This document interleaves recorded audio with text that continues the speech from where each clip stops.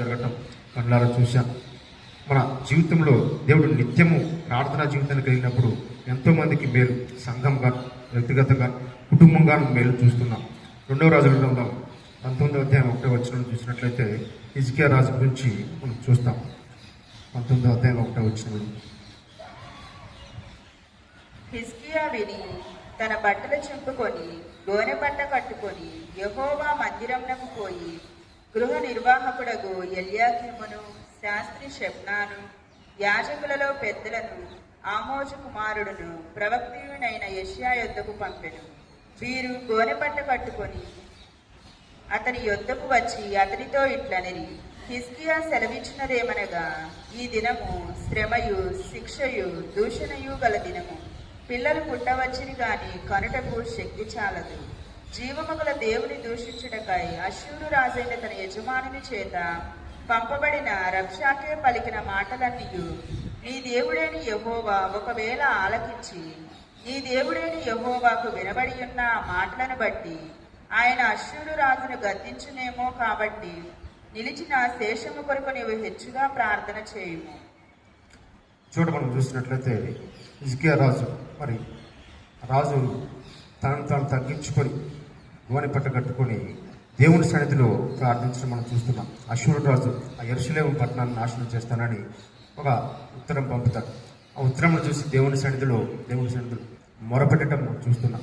ఎలా ప్రార్థిస్తున్నాడో 2వ రాజుల గ్రంథం 19వ అధ్యాయం 14-19 వచనాల్లో మనం చూద్దాం.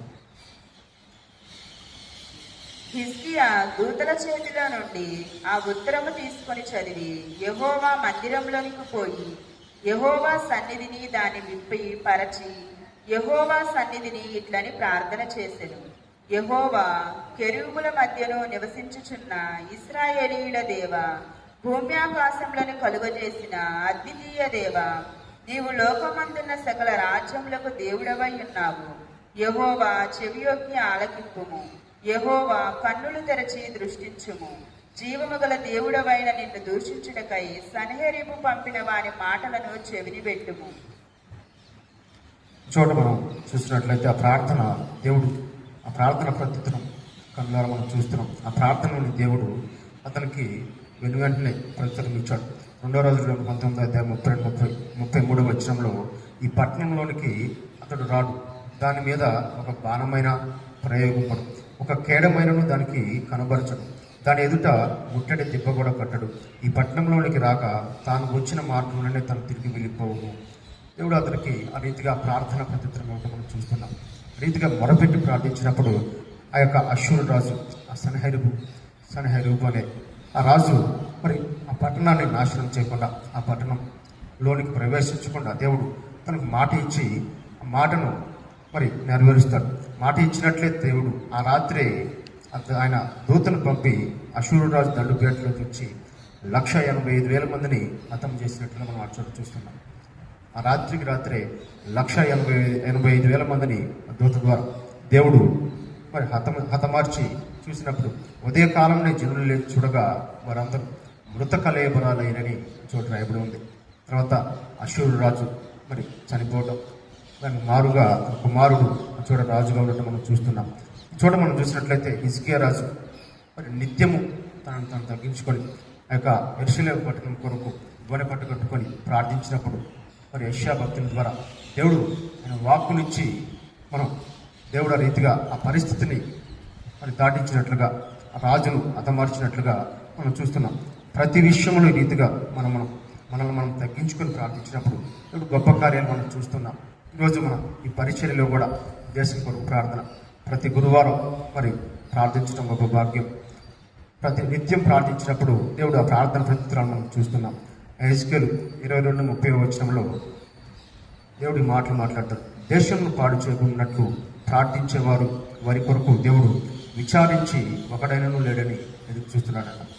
దేశం కొరకు ప్రార్థించేవారు, వారి కొరకు బండ సందులలోని ప్రార్థించే వారి కొరకు విచారణ కలిగి చూసినప్పుడు ఒక్కడైనను లేడని హెజ్కేలు 22:30 వచనంలో దేవుడు ఆ లేఖనం ద్వారా సెలవిస్తున్నాడు. నిత్యము ఈ రీతిగా ప్రార్థించడానికి దేవుడు మనకు గొప్ప భాగ్యాన్ని ఇచ్చాడు.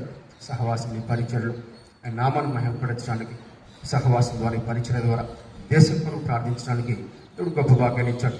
మరి దాచిపల్లి పరిచయలో కూడా దేవుడు ప్రార్థించినప్పుడు ఎన్నో గొప్ప కార్యాలు. మరి ఒక చిన్న కుమార్తె తనకున్న పరిస్థితిని బట్టి సంఘమంతా ప్రార్థించింది. ఆమె పరిస్థితి ఏంటంటే మరి కిడ్నీలు పాడాయి, మరి హార్ట్లో ప్రాబ్లం ఉందని మరి ప్రార్థించమని ప్రార్థన కోరారు. ఆ తల్లిదండ్రులు చాలా బాధ. మరి ప్రార్థన కోరినప్పుడు పాస్టర్ గారు కూడా ప్రార్థన రిక్వెస్ట్ మరి పాస్టర్ గారికి చెప్పారు, అక్కడ ఉన్న సంఘం అంతటికి చెప్పారు. మరి ప్రార్థించుకున్నప్పుడు కొన్ని రోజుల తర్వాత ఆమెకున్న పరిస్థితి అంతా మార్చబడి మరి అప్పటికైతే ఆ పాపకు దాదాపుగా 7 సంవత్సరాలు ఉంటాయి. తర్వాత ఆ పరిస్థితి అంతా మార్చబడి పూర్తిగా దేవుడు స్వస్థపరిచాడు. దేవుడి సన్నిధిలో మరి సాక్ష్యం కూడా చెప్పారు. డాక్టర్లు అంట ఏం లేదు, మీకు ఎలా వీలైంది, మీ పాపకు దేవుడే స్వస్థపరిచాడు, మీరు సేవించే దేవుడే పాపను స్వస్థపరిచాడని మళ్ళీ రిపోర్ట్లన్నీ బాగున్నాయని దేవుడి సన్నిధిలో సాక్ష్యం చెప్పారు. మరి నిత్యము ప్రార్థించే ప్రార్థనలకు ఆ రీతిగా దేవుడు గొప్ప కార్యాలు దాచిపల్లిలో కూడా జరిగిస్తున్నాడు. మన దినం వార్షికోత్సవం కూడా దేవుడు ఘనంగా జరిగించాడు.